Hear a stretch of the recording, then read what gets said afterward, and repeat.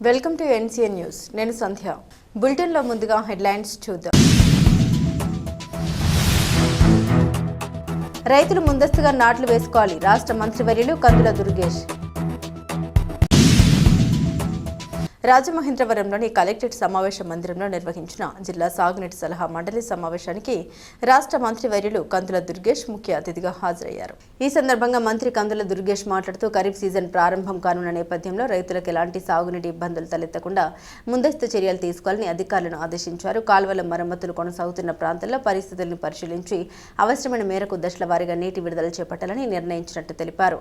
రైతులు వర్షాలపై మాత్రమే ఆధారపడకుండా ముందస్తు నాట్లు వేసుకునేందుకు ప్రణాళిక రూపొందించుకోవాలని సూచించారు.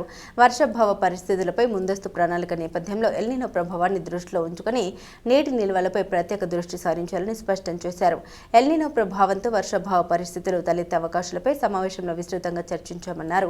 అటువంటి పరిస్థితులు ఎదురైన రైతులకు సాగునీరు అందించేందుకు అవసరమైన నీటి నిల్వలు, పంపిణీ విధానాలపై ముందస్తు ప్రణాళిక రూపొందించాలని నిర్ణయించారు. సమ్మర్ స్టోరేజ్ ట్యాంకులు, ప్రధాన కాల్వలు, ఉప కాల్వల ద్వారా నీటి వినియోగాన్ని సమర్థవంతంగా నిర్వహించాలని సూచించారు. ఈ సమావేశంలో ఎమ్మెల్సీ సోము వీర్రాజు, ఎమ్మెల్యేలు Gorantla Butchaiah Chowdary, Nallamilli Ramakrishnareddy, Vegulla Jogeswararao, Jyothula Nehru, Godavari eastern delta project committee chairman Muralisetti Sunil Kumar, సాగునీటి సంఘాల ప్రతినిధులు, ఇరిగేషన్ శాఖ పర్యవేక్షక ఇంజనీర్లు, కార్యనిర్వాహక ఇంజనీర్లు, డిప్యూటీ ఇంజనీర్లు, వివిధ శాఖల అధికారులు పాల్గొన్నారు.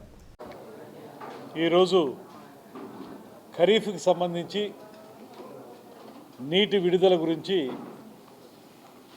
ముఖ్యమంత్రి గారు ఇచ్చినటువంటి ఆదేశాల మేరకు రేపటి నుంచి నీటిని విడుదల చేయాలి అనేటువంటి కార్యక్రమానికి శ్రీకారం చుట్టే ముందు స్థానికంగా ఉన్నటువంటి శాసనసభ్యులు, అధికారులు అందరితో కలిసి చర్చించి కార్యక్రమాన్ని ముందుకు తీసుకెళ్లాలనేటువంటి ఆలోచనతోటి సమావేశం నిర్వహించబడింది.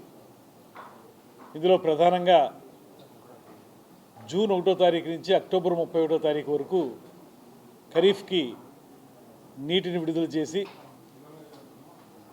దాని ద్వారా ముందుగానే నీటిని ఇవ్వడం ద్వారా రేపొద్దున ఇబ్బందులు లేకుండా చేయాలనేటువంటి ఆలోచనతో ముఖ్యమంత్రి గారు ఒక నెల ముందుగానే ఈ నీటి విడుదల గురించి రాష్ట్ర వ్యాప్తంగా కూడా నిర్ణయం తీసుకోవడం జరిగింది. అదేవిధంగా ఇందులో ప్రధానమైన మరో అంశం మంచినీటికి, తాగునీటికి కూడా ఇబ్బంది లేకుండా ఉండేలా చూడాలనేటువంటిది కూడా ఇంకొక ఆలోచన ఉంది. అందువల్లనే రేపు 1వ తారీఖు నుంచే నీటిని విడుదల చేయాలనేటువంటి ఆలోచన చేస్తూ ఉన్నారు. ఇక్కడ కొంత మన శాసనసభ్యులందరూ కూడా వారికి ఉన్నటువంటి అనుభవం దృష్ట్యా ఒక 15 రోజులు ఆగితే దీనివల్ల ఉపయోగం ఉంటుందనేటువంటి మాట చెప్పారు. దాని మీద మేము ఎస్సీ గారికి, ఇతర అధికారులకి కూడా సాధ్యాసాధ్యాలని చర్చించి ఏ విధంగా చేస్తే బాగుంటుంది, ముఖ్యంగా ఏవైతే ఇప్పుడు డీసిల్టేషన్ పనులు కానీ ఇతరత్ర వీడ్ కంట్రోల్ పనులు కానీ చేస్తూ ఉన్నారో వాటిని 15 రోజుల లోపల కంప్లీట్ చేయగలుగుతారా లేదా అనేటువంటి అంశాన్ని తెలియజేయమని, దానివల్ల వాటర్ ఫ్లో సజావుగా ఉంటుందనేటువంటి మాటను కూడా వారికి చెప్పడం జరిగింది. వారు మరో గంటలోనూ 2 గంటల్లోనూ దాని రిపోర్ట్ కూడా ఇస్తారు. ఏదైనప్పటికీ కూడా ప్రధానంగా ఇప్పుడు మాత్రం రేపు 1వ తారీఖున వదిలేటువంటి నీరు 31వ తారీఖున వదిలేటువంటి నీరు ఇది మొత్తం అన్ని ఆయకట్టలు కాకుండా గోదావరి బ్యారేజ్కి సంబంధించి ఉన్నటువంటి ఇటుపక్క ఉన్నటువంటి 84,000 ఎకరాలు, అదేవిధంగా అటుపక్క ఏలూరు డివిజన్ కింద వచ్చేటువంటి 45,000 ఎకరాలు, వీటికి సంబంధించినటువంటి ఆయకట్టకు సంబంధించే వదలాలని, తర్వాత ఇతరత్ర ఆయకట్టకు సంబంధించినవి 15 రోజులు 16 రోజుల తర్వాతే ఫేజ్డ్ మేనర్లో వదలాలని నిర్ణయం చేయడం జరిగింది. దాన్ని కూడా చూసి మంచినీటి కూడా ఎద్దడి లేకుండా ఉన్నట్లయితే రేపటి నుంచే వదిలేటువంటి కార్యక్రమాన్ని కూడా చేపట్టాలనేటువంటి ఆలోచన జరుగుతూ ఉంది. వీటితో పాటు ముఖ్యంగా ఇవాళ మనందరికీ కూడా ఈ ప్రాంతాన్ని ఒకప్పుడు కరువు కాటకాలతో ఉన్నటువంటి ఈ ప్రాంతాన్ని సస్యశ్యామలం చేసినటువంటి సరార్దర్ కాటన్ బ్యారేజ్ ఏదైతే ఉందో ఆ బ్యారేజ్ చాలా కాలంగా నిర్మించబడింది. గత ప్రభుత్వం ఆ బ్యారేజ్ యొక్క బాగోగులను ఏ రకంగానూ పట్టించుకునేటువంటి సందర్భాన్ని మనం చూసాం. ఇవాళ ప్రత్యేకించి ముఖ్యమంత్రి గారి శ్రద్ధ పెట్టి నీటిపారుదల రంగం మీద ఆయనకు ఉన్నటువంటి అమితమైనటువంటి అనుభవం దృష్ట్యా మొట్టమొదట ఈ బ్యారేజీని రిపేర్లు చేయాలి, తద్వారా రైతాంగానికి ఈ బ్యారేజ్ ద్వారా పూర్తి స్థాయిలో లాభం చేకూరాలనేటువంటి ఆలోచనతో నిధులు విడుదల చేసినందుకు మేమందరం కూడా గోదావరి జిల్లాలో 148 కోట్ల రూపాయలు విడుదల చేసినందుకు గోదావరి జిల్లాలకు చెందినటువంటి ప్రజాప్రతినిధులు మాత్రమే కాకుండా రైతాంగం అందరం కూడా ముఖ్యమంత్రి గారికి ప్రత్యేకమైనటువంటి ధన్యవాదాలు తెలియజేస్తూ ఉన్నాం.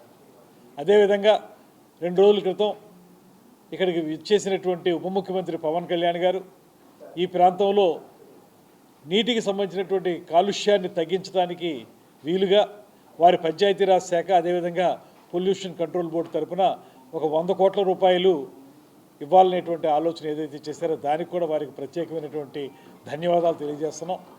ఏదైనప్పటికీ కూడా ఆంధ్రప్రదేశ్లో ఈ ఉభయ గోదావరి జిల్లాలు, ఉమ్మడి ఉభయ గోదావరి జిల్లాలంటే అన్నపూర్ణని పేరు పొందినటువంటి జిల్లాలు. దీనికి ప్రధానమైన కారణం గోదావరి పరివాహక ప్రాంతంలో నీటి ఎద్దడి లేకుండా ఉండేటువంటి పరిస్థితుల వల్లే మనం పంట దిగుబడిని ఎక్కువగా తీసుకురాగలుగుతున్నాం. అటువంటి పంట దిగుబడి తీసుకొచ్చేటప్పుడు ఆరుగాలు శ్రమించినటువంటి రైతుకి ఒక పక్కన వరదలు, మరో పక్కన తుఫాన్ లాంటి ప్రకృతి వైపరీత్యాల వల్ల చాలా నష్టపోతున్నటువంటి సందర్భం కనబడుతూ ఉంది ప్రతి సంవత్సరం కూడా. దాన్ని అధిగమించడానికి కూడా ఇవాళ మనకి ఎర్రకాలువ దగ్గర గేట్లు ప్రత్యేకంగా నిర్మించడం కానివ్వండి, ఇతరత్ర ఏటిగట్లు పరిశీలన చేయడం కానివ్వండి, వీటి మీద కూడా ముఖ్యమంత్రి గారు ప్రత్యేకమైన శ్రద్ధ పెట్టారు. దానికి సంబంధించి కూడా నిధులు విడుదల చేయడం జరిగింది. వీటన్నిటి ద్వారా రైతాంగాన్ని కాపాడాలని, ప్రతి సంవత్సరం వచ్చేటువంటి ప్రకృతి వైపరీత్యాల నుంచి రైతు నష్టపోకుండా ఉండాలని ఆలోచన చేస్తూ ఉన్నారు. దాంతోపాటు గత ప్రభుత్వం ఏనాడు ఆలోచించినటువంటి సమయానికి రైతుల దగ్గర ధాన్యాన్ని కొనుగోలు చేయటం, దానికి 24 గంటల లోపలనే వారి ఖాతాల్లోకి డబ్బును జమ చేయటం, ఇటువంటి అంశాల మీద కూడా ఈ ప్రభుత్వం తీసుకున్న నిర్ణయాల వల్ల ఈ జిల్లాల్లో ముఖ్యంగా ఈ ప్రాంతంలో రైతులు ఆనందంగా ఉన్నారు. వారు అమ్మినటువంటి ధాన్యానికి వెంటనే వారి ఖాతాల్లోకి డబ్బు రావటం అంటే సామాన్యమైన విషయం కాదు. గత ప్రభుత్వ హయాంలో నెల, 2 నెలలు, 3 నెలలు, 6 నెలలు కూడా ఉన్నాయి. వారు దిగేటప్పుడు రమారమి 1600 కోట్ల రూపాయలు బకాయిలు పడిపోయి వెళ్ళిపోతే కూడా ఈ ప్రభుత్వం ఆ బకాయిల్ని చెల్లించి రైతులకి అండగా నిలబడింది. అలా చూసుకున్నప్పుడు ఒక రైతుని సెంటర్ పాయింట్గా చేసుకుని ఆ రైతు యొక్క సంక్షేమాన్ని సమగ్రంగా చేయాలనేటువంటి ఆలోచన చేస్తున్న ప్రభుత్వం ఈ కూటమి ప్రభుత్వం. దానికి పూర్తి స్థాయిలో మేము అందరం కూడా ముఖ్యమంత్రి గారికి, ఉప ముఖ్యమంత్రి గారికి, పైన ఉన్నటువంటి నరేంద్ర మోడీ గారికి కూడా ధన్యవాదాలు తెలియజేస్తూ, రేపటి నుంచి ఈ ఖరీఫ్ ప్రారంభమవుతుంది కనుక రైతులందరూ కూడా వారి యొక్క నాట్లు వేసుకోవడం కానివ్వండి, పంట పండించుకోవడం కానీ బాగా జరగాలని, తద్వారా వారు సంక్షేమంగా ఉండాలని మనస్ఫూర్తిగా కోరుకుంటున్నాం.